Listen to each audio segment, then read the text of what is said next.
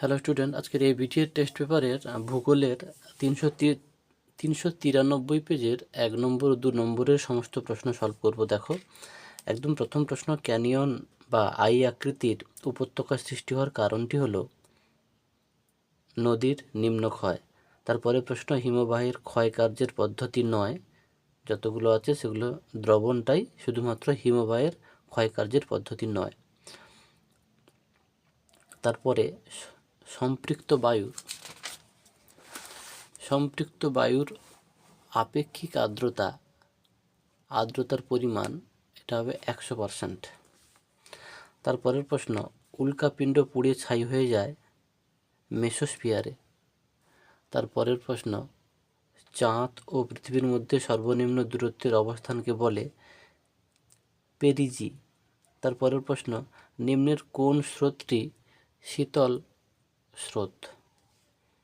এখানে যতগুলো আছে, ল্যাব্রাডর স্রোতটি হচ্ছে শীতল স্রোত। তারপরের প্রশ্ন, যানবাহনের কার্বন কণা নির্গমন রোধের জন্য ব্যবহার করা হয় তাড়িতিক অধঃক্ষেপক। তারপরের প্রশ্ন, ভারতের রাজ্য পুনর্গঠনের মূল ভিত্তি ছিল ভাষা। তারপরের প্রশ্ন 1.9, গাঙ্গেয় সমভূমির নবীন পলিগঠিত অঞ্চলকে বলে খাদার। তারপরের প্রশ্ন, বৃষ্টির জল সংরক্ষণে ভারতের সর্বাধিক অগ্রগণ্য ও সফল রাজ্য হলো তামিলনাড়ু।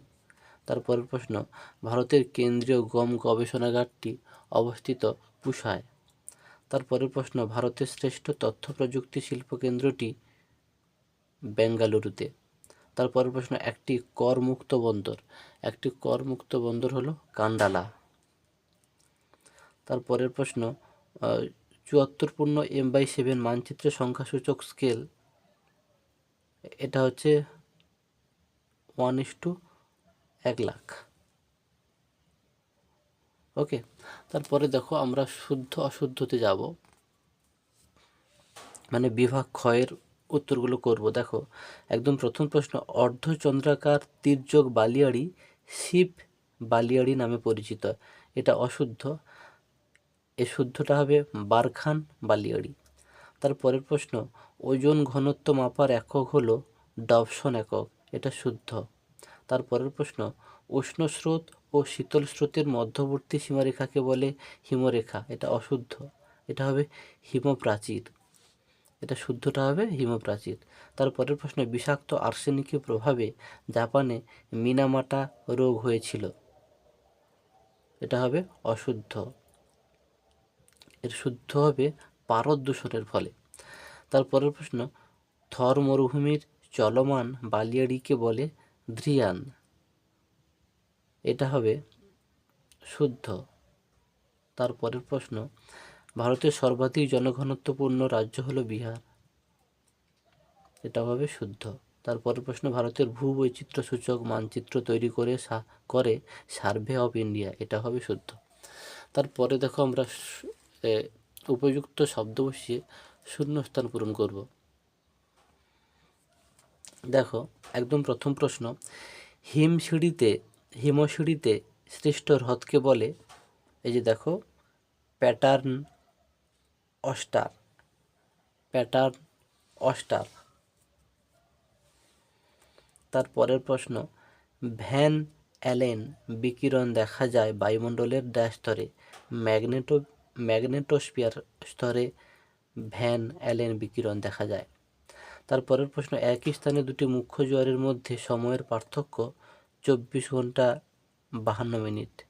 তারপরের প্রশ্ন, জৈব ভঙ্গুর বর্জ্য পদার্থগুলি জীবাণু দ্বারা বিয়োজিত হয়ে হিউমাসে পরিণত হওয়ার পদ্ধতিকে বলে কম্পোস্টিং।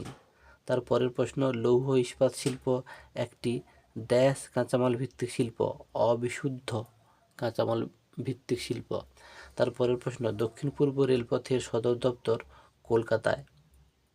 তারপরের প্রশ্ন, মেরু বরাবর পরিক্রমণকারী কৃত্রিম উপগ্রহ হলো সূর্য সমলয়।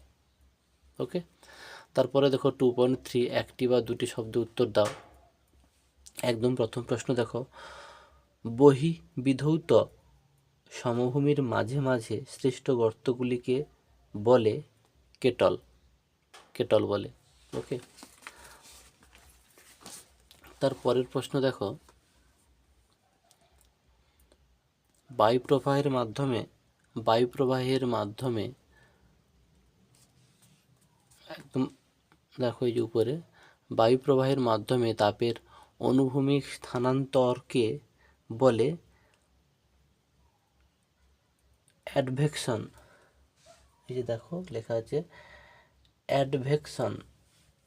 তারপরের প্রশ্ন, কোন তিথিতে মরা কোটাল হয়ে থাকে? অষ্টমী তিথিতে। ওকে, অষ্টমী তিথিতে মরা কোটাল হয়ে থাকে। তারপরের প্রশ্ন, গঙ্গার ডান তীরের একটি উপনদীর নাম লেখো। যমুনা। তারপরের প্রশ্ন, বর্জ্য ব্যবস্থাপনায় রিউজ কি? বর্জ্যের পুনর্ব্যবহারকে বোঝানো হচ্ছে। ওকে, তাহলে বর্জ্য ব্যবস্থাপনায় রিউজ বর্জ্যের পুনর্ব্যবহারকে বোঝানো হচ্ছে। তারপরের প্রশ্ন, ভারতের একটি অর্থকরী বাগিচা ফসলের নাম লেখো। ভারতের একটি অর্থকরী বাগিচা ফসলের নাম চা। আচ্ছা, এই যে রিইউজের যদি উদাহরণ দিয়ে দিতে পারো, হ্যাঁ, পুরনো খবরের কাগজ, হ্যাঁ, ইত্যাদি। হলো এই পুরনো খবরের কাগজ মোড়কের কাজে ব্যবহার করা হয়। হলো রিইউজের একটা উদাহরণ তোমরা দিয়ে দেবে। তারপরের প্রশ্ন দেখো, ভারতের একটি অর্থকরী বাগিচা ফসলের নাম তো চা হয়েছে। তারপরের প্রশ্ন, RF পুরো কথাটি কি? RF পুরো কথাটি হলো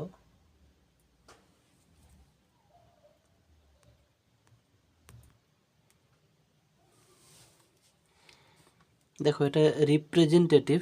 এই যে সাথেটা RF এর পুরো কথাটি কি? Representative fraction. হলো আর তে রিপ্রেজেন্টেটিভ আর এফ তে ফ্র্যাকশান, একসঙ্গে রিপ্রেজেন্টেটিভ ফ্র্যাকশান। তার পরের প্রশ্ন দেখো, পর্বতে কোন পদ্ধতিতে চাষের মাধ্যমে মৃত্তিকা সংরক্ষণ করা হয়? এটা হবে ধাপ চাষ পদ্ধতিতে। ওকে,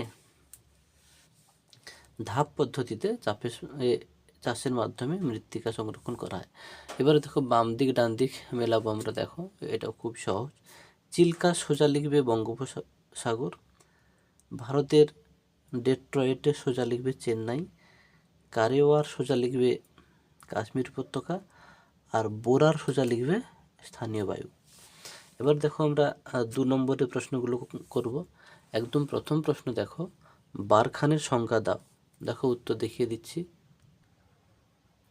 দেখো এই যে বারখান বালিয়াড়ি এর অর্থ দেবে, সংজ্ঞা দেবে, উৎপত্তি দেবে। তারপরের অংশটা দেখাচ্ছি। দেখো তারপরে সৃষ্টি হয় পর্যন্ত লিখবে, তারপরে বৈশিষ্ট্য একটা দুটো তুলে ধরার চেষ্টা করবে।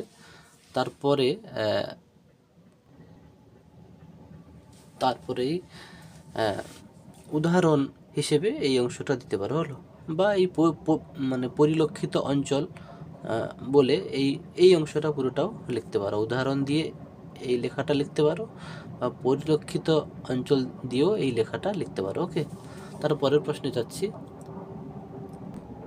তারপরের প্রশ্ন তোকে হিমশৈল কি? দেখো উত্তর দেখিয়ে দিচ্ছি। দেখো প্রথমে হিমশৈলের সংজ্ঞা দেবে, সৃষ্টির কারণ দেবে, তারপরে দেখাচ্ছি, তারপরেই উদাহরণটা দিয়ে দেবে। ওকে, এই যে যেমন উদাহরণটা দিয়ে দেবে। ওকে, পরের প্রশ্নে যাচ্ছি। দেখো তারপরের প্রশ্ন, ডোল ড্রাম কি? দেখো উত্তর দেখিয়ে দিচ্ছি। দেখো যে ডোল ড্রামস কি, সংজ্ঞা দেবে, তারপরে গুরুত্ব দেবে এতদূর, তারপরেরটা দেখাচ্ছি। তারপরে দেখো এতদূর পর্যন্ত লিখবে। হলো এখান থেকে এতদূর পর্যন্ত লিখবে। ওকে, তারপরের প্রশ্নে যাচ্ছি। তারপরে দেখো অথবা শৈবাল সাগর কি, দেখো উত্তর দেখিয়ে দিচ্ছি। দেখো এই যে শৈবাল সাগরের সংজ্ঞাটা দেবে এত দূর, তারপরে অর্থও লিখবে, তারপরে সৃষ্টির কারণটাও দিয়ে দেবে। দেখিয়ে দিচ্ছি তখন সৃষ্টির কারণটা। দেখো এই যে সৃষ্টির কারণ এখান থেকে এত দূর লিখবে। ওকে, তারপরে উদাহরণ হিসেবে দিয়ে দিতে পারো আটলান্টিক মহাসাগরের সমুদ্র স্রোত, শুধু এই পয়েন্টটুকু তুলে দিতে পারো। হ্যাঁ, শুধু এই পয়েন্টটুকুই তুলে দিতে পারো। তারপরের প্রশ্নে যাচ্ছি। তারপরে প্রশ্ন দেখো যে ই বর্জ্য কি, দেখো উত্তরটা দেখিয়ে দিচ্ছি। এই প্রশ্নটাও কিন্তু খুব রিপিট আসছে, এর ইংলিশটাও মনে রাখবে, ই ওয়েস্ট। আচ্ছা, এখান থেকে পুরো এত দূর তুলে দেবে, যেমন পয়েন্ট আছে এত দূর লিখলে ই বর্জ্য কাকে বলে, তারপরে প্রভাবটাও দেবে এত দূর। ওকে, এভাবে লিখলে পুরো নম্বর পেয়ে যাবে। তারপরের প্রশ্নে যাচ্ছি। তারপরের প্রশ্ন দেখো ল্যান্ডফিল কি, দেখো উত্তর দেখিয়ে দিচ্ছি। দেখো ল্যান্ডফিল এই যে একদম এখান থেকে এত দূর তুলে দেবে। ওকে, তারপরের প্রশ্নে যাচ্ছি। দেখো ডেকান ট্রাপ কি, দেখো উত্তর দেখিয়ে দিচ্ছি। দেখো এই যে ডেকান ট্রাপ অর্থ দেবে, সংজ্ঞা দেবে, সৃষ্টির কারণটাও দেবে।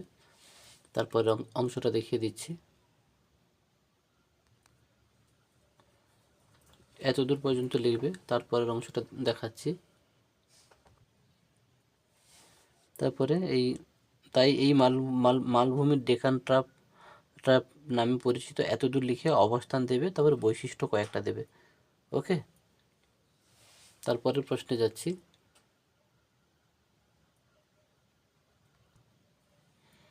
তারপরের প্রশ্ন দেখো ম্যানগ্রোভ অরণ্যের দুটি বৈশিষ্ট্য লেখো। ওকে, আমি অনেকগুলো বৈশিষ্ট্য দেখিয়ে দিচ্ছি, তোমরা দুটো বললে দুটো লিখবে, আর যদি কিছু না বলে তখন কিন্তু তিন চারটে মতো দেবে। ওকে, দেখো এই যে বৈশিষ্ট্য দিচ্ছি 1 2 3, তিন চারটে মতো লিখে নেবে খাতাতে। ওকে, তারপরে প্রশ্নে যাচ্ছি। পরের প্রশ্ন দেখো অনুসারী শিল্প কি, দেখো উত্তর দেখিয়ে দিচ্ছি। দেখো এটাও বেশ কয়েকবার কমন হয়ে গেল, এখান থেকে এত দূর একদম দেখে দেখে যা আছে তুলে দেবে। ওকে, অনুসারী শিল্পের আরেক নাম কি বলো দেখি, ডাউন স্ট্রিম। ওকে, মাথায় রাখবে। তারপরের প্রশ্নে যাচ্ছি। তারপরের প্রশ্ন দেখো সোনালী চতুর্ভুজ কি, দেখো উত্তর দেখিয়ে দিচ্ছি, এটাও আগে হয়েছে। দেখো এই যে সোনালী চতুর্ভুজ, এখান থেকে এত দূর লিখবে, তারপরে দৈর্ঘ্য দেবে, তারপরে প্রকল্পও দেবে। তারপরের অংশটা দেখাচ্ছি। তারপরে দেখো গুরুত্ব 3 4টে দেবে। ওকে, তারপরে প্রশ্নে যাচ্ছি। তবে যদি তোমাদের মনে হয় যে একটু বড় হচ্ছে, তাহলে গুরুত্ব 4টে না দিয়ে দুটো মতোও দিলে হবে। ওকে, তারপরে প্রশ্নে যাচ্ছি। দেখো সেন্সর কি, দেখো উত্তর দেখিয়ে দিচ্ছি, এটাও আগে হয়েছে। দেখো সেন্সর কাকে বলে, এখান থেকে এত দূর দেবে, তারপরে শ্রেণীবিভাগ। সেন্সরকে দুভাগে ভাগ করা যায়, প্রতিকৃতি উৎপাদনকারী আর প্রতিকৃতি অনুৎপাদনকারী। আবার এইটাকে দুভাগে ভাগ করা যায়, এখানে আছে সক্রিয় সেন্সর আর নিষ্ক্রিয় সেন্সর। ওকে, সেটাও দেখিয়ে দিচ্ছি।